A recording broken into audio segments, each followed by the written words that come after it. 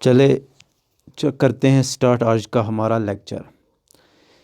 सबसे पहले लेक्चर पे जाने से पहले मैं आपको यहाँ पर बता दूँ, आप जो है अगर नए जुड़ रहे हैं, अगर नए इस वीडियो को देख रहे हैं तो वो चैनल को सब्सक्राइब कीजिए। अगर ऑलरेडी आपने ज्वाइन किया हुआ है तो इस चैनल को, इस लिंक को ज़्यादा से ज़्यादा शेयर कीजिए ताकि और बच्चों के पास ये जो इन्फॉर्मेशन है वो उनके पास पहुँचे। यानी कि जितना हो सके इस चैनल को है शेयर करो। इसको जो है इसके रिलेटेड कंटेंट जो हैं वो भी आप शेयर कर सकते हैं। तो जो नए हैं वो चैनल को सब्सक्राइब करें और उसके बाद बेल के आइकन को ज़रूर दबाइएगा। वो कोई नहीं भूलना चाहिए, क्योंकि आने वाली नोटिफिकेशन हर कोई जो है वो आपको तभी मिल जाएगी जब आपने बेल के आइकन को दबाया होगा। और एक बात, आप मेरी टेलीग्राम चैनल को ज्वाइन कर सकते हैं। टेलीग्राम की लिंक मैं वीडियो के डिस्क्रिप्शन में डाल रहा हूँ। वहाँ से आप जब उस लिंक के ऊपर क्लिक करेंगे तो वो आपको डायरेक्टली टेलीग्राम में ले जाएगा और टेलीग्राम में आप इसको ज्वाइन कर सकते हैं। इस टेलीग्राम चैनल को ज्वाइन कर सकते हैं। तो उसके बाद जो है जो भी मटेरियल मैं देता हूँ वो मैं टेलीग्राम चैनल के ऊपर ही देता हूँ, चाहे जनरल नॉलेज का मटेरियल हो, करंट अफेयर्स का मटेरियल हो, साइंस रिलेटेड कोई टॉपिक हो। तो हर कोई मटेरियल जो है वो अवेलेबल, यहाँ डिप्टी इंस्पेक्टर फ़िशरीज़ में पढ़ा रहा हूँ ख़ास तौर पर, उसका मटेरियल हो तो वो भी आपको मेरी टेलीग्राम चैनल के ऊपर ही मिल जाएगा। So just click the link and join the Telegram channel as well as subscribe to my YouTube channel. चले विदाउट वेस्टिंग टाइम स्टार्ट करते हैं हम आज का लेक्चर। आज का लेक्चर जो है हम स्टार्ट कर रहे हैं। हमने इससे पहले हमने पढ़ लिया था part 6, part 5, part 4, part 3, part 2 and part 1। उसमें मैंने आपको इम्पॉर्टेंट आर्टिकल्स पढ़ाए। वो आप जिन्होंने देखा होगा तो उनको मालूम होगा, जिन्होंने अभी नहीं देखा है वो जाके मेरे वीडियोज़ में जाके वहाँ से आप चेक कर सकते हैं और वो वीडियोज़ आप देख सकते हैं। मैं शॉर्ट वीडियोस बना रहा हूँ ताकि आपको याद रह जाए। 15-15, 20-20 मिनट का वीडियो होता है, ज़्यादा नहीं होता है। 20 मिनट अगर आप जोड़ेंगे टाइम के हिसाब से तो आपका कोई ज़ाया नहीं जाता है। उसके अलावा अगर आप देखेंगे तो आप जो है अगर हम कैलकुलेट करेंगे तो 24 घंटे में तकरीबन 12 घंटे या 15 घंटे जो है 12 to 15 आवर्स जो हैं वो जाते हैं किस में। आप जो फ़नी वीडियोस देखते रहते हैं या कोई और वीडियो आप देखते हैं उसमें आपका टाइम ज़ाया जाता है। तो ये जो है ये आपका 20 मिनट का खाली रहता है या 15 मिनट का टॉपिक रहता है या आधे घंटे का 30 मिनट इसका टॉपिक रहता है। तो आप इसको देख लीजिए, आपको इससे नॉलेज गेन होगी और जो है आप क्वालिफाई कर सकते हैं कोई एग्ज़ाम। और जो भी यूट्यूब चैनल होगी जहाँ पर भी आप जाना चाहें उसको देखिए, उसको परखिए और उसके बाद नॉलेज जो है उसको गेन कीजिए। चले स्टार्ट करते हैं पार्ट 9 जो क्या आता है आपका पंचायत, यानी कि पंचायत किस पार्ट में आता है, पंचायत आता है पार्ट 9 में। उसमें 2 इम्पॉर्टेंट आर्टिकल है। एक तो है आर्टिकल 243A, यह हमें ग्राम सभा के बारे में बताता है। याद रखना 243 जो है 243A ये हमें ग्राम सभा के बारे में बताता है।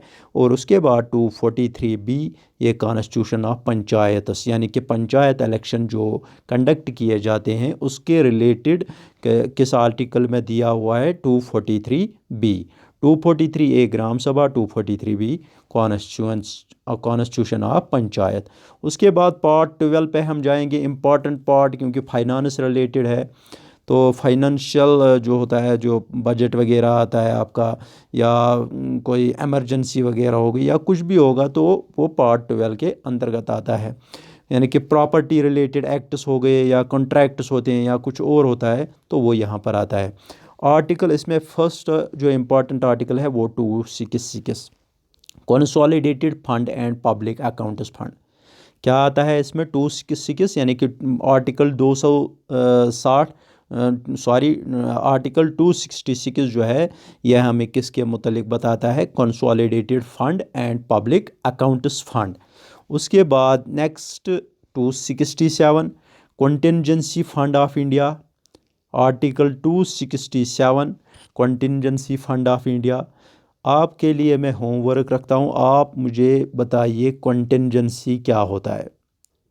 कॉन्टिंजेंसी आप मुझे इसकी डिफिनीशन देंगे कमेंट सेक्शन में, उसके बाद मैं देखूँगा कितने सही हैं और कौन कौन प्रिपेयर कर रहा है, कौन कौन सीरियस है एग्ज़ाम देने के लिए। तो नेक्स्ट जो है, नेक्स्ट आर्टिकल 280 है जो कि फाइनेंस कमीशन के मुतलिक हमें जानकारी देता है।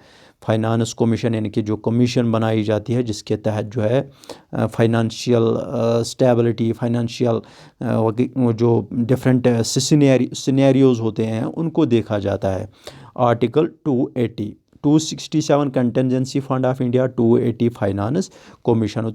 उसके बाद आर्टिकल 300A, यह आपको याद रखने में आसानी होगी क्योंकि 300 आ रहा है तो 300 के साथ ए आ रहा है, तो 300A राइट टू प्रॉपर्टी। अब अगर आपका क्वेश्चन आएगा एग्जामिनेशन में कि राइट टू प्रॉपर्टी के रिलेटेड कौन सा आर्टिकल प्रावधान में आता है, तो वहाँ पर ऑप्शंस दिए होंगे 299, 300, 300A एंड अदर कोई आर्टिकल दिया होगा, तो आपका ऑप्शन होना चाहिए 300A। उसके बाद नेक्स्ट चलते हैं part 14, services under centre and state.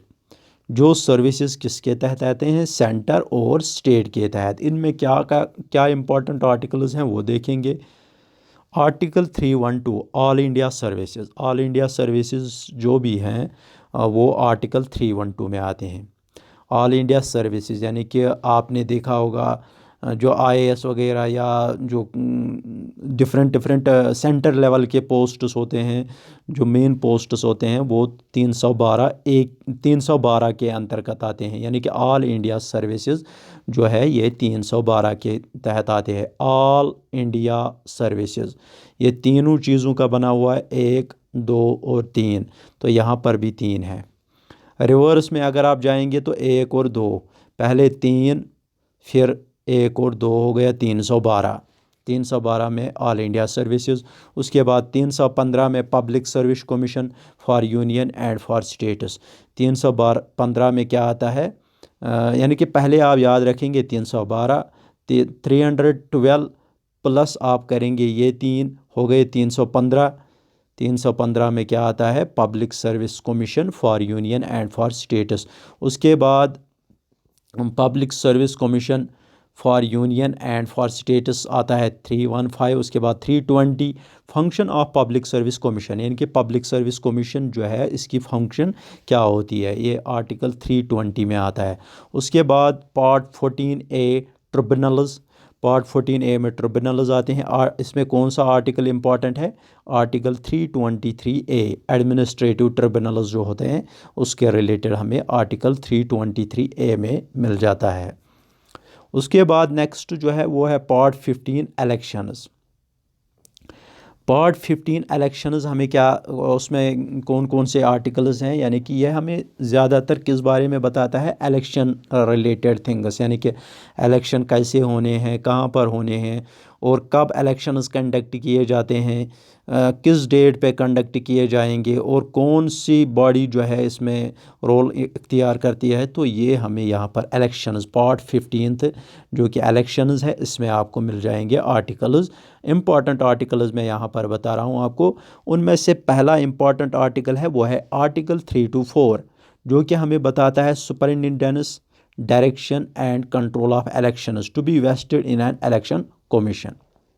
Superintendence direction and control of elections यानी कि इलेक्शंस को कंट्रोल करने के लिए, उनको डायरेक्ट करने के लिए जो है to be vested in election commission, ये सारा किसके अंतर्गत आता है, किसके अंडर आता है, इलेक्शन कमीशन के अंडर। किसके अंडर आता है, इलेक्शन कमीशन।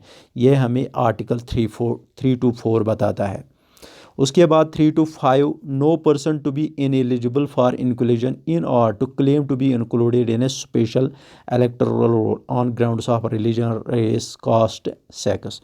यानी कि किसी भी आदमी को या किसी भी तबके को जो है उसको ताकत नहीं है कि वो क्लेम करे कि उसको स्पेशल रोल दिया जाए, स्पेशल इलेक्टोरल रोल दिया जाए on the basis of what, on the basis of religion, race, caste as well as sex. तो आप ये याद रख सकते हैं। 325 हमें यही बताता है।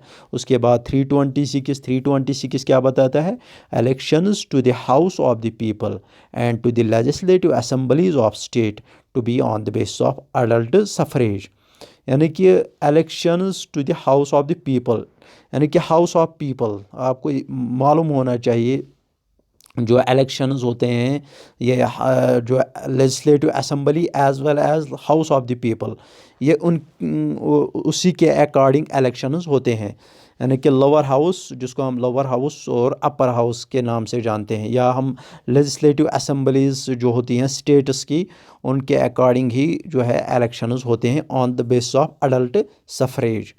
उसके बाद नेक्स्ट जो है वो है पार्ट 17, वो ऑप्शनल लैंग्वेजेस है, वो हम नेक्स्ट लेक्चर में पढ़ेंगे। पार्ट 17 जो है वो है ऑप्शनल लैंग्वेज, ये हम नेक्स्ट लेक्चर में पढ़ेंगे। बस यहाँ तक आज के लिए इतना ही। और बस इसको याद कीजिए, remember the whole things which I have studied you and just grasp the thing, just try to grasp the things. आपको आर्टिकल्स को ग्रास्प करना पड़ेगा, इनको याद रखना पड़ेगा, तभी आप इनको याद रख सकते हैं। वरना ऐसे आप एक बार नज़र मारेंगे तो समझेंगे कि नहीं हमें याद रह गया, याद नहीं रहता है ये।